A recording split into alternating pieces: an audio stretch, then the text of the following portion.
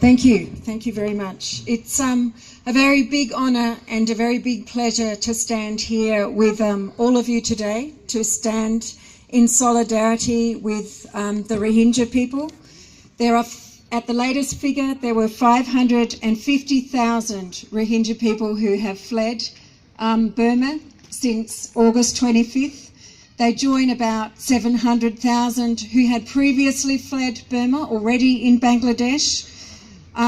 There are, of course, many thousands of others in diaspora around the world, including, very shamefully for Australia, on Nauru and on Manus.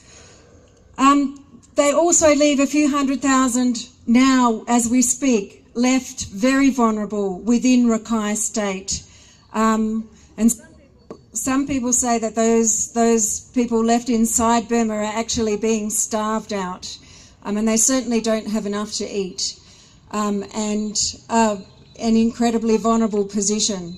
So we stand with all of those people in their desperation. And I guess very importantly, we need to put pressure on our own constituent representatives, our politicians, our faith leaders, to speak up for the Rohingya people and for the Australian government to speak up for their human rights needs much more quickly than they are currently doing now. The United Nations has said that what has happened since the August the 25th is a textbook example of ethnic cleansing. I think that there's also a growing number of experts who are saying that this is a genocide, the most serious crime against humanity. And they include the Queen Mary University and a week-long Permanent People's Tribunal recently held in Malaysia. Genocide is a legal term which actually means that a state has the intent to wipe an entire ethnic group out.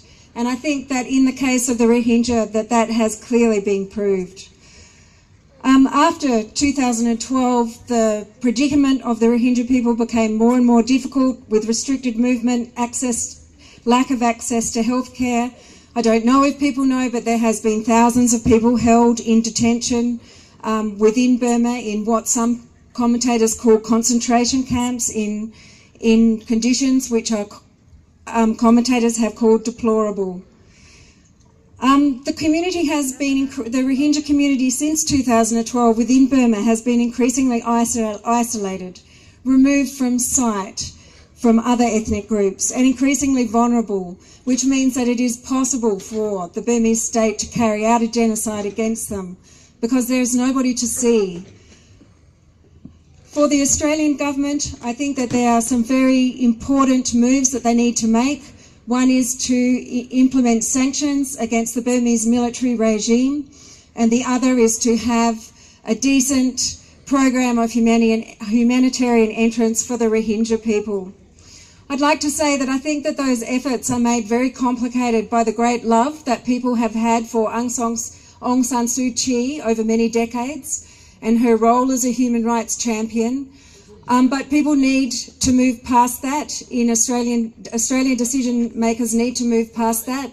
Whatever role she has played, and there's a great deal of contention about that, she is not able to protect or champion the rights of the Rohingya people at the moment.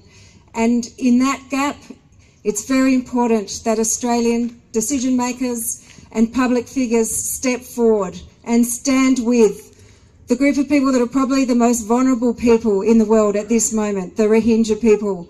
So thank you to all my fellow Canberrans and Australians for being here today to stand with them.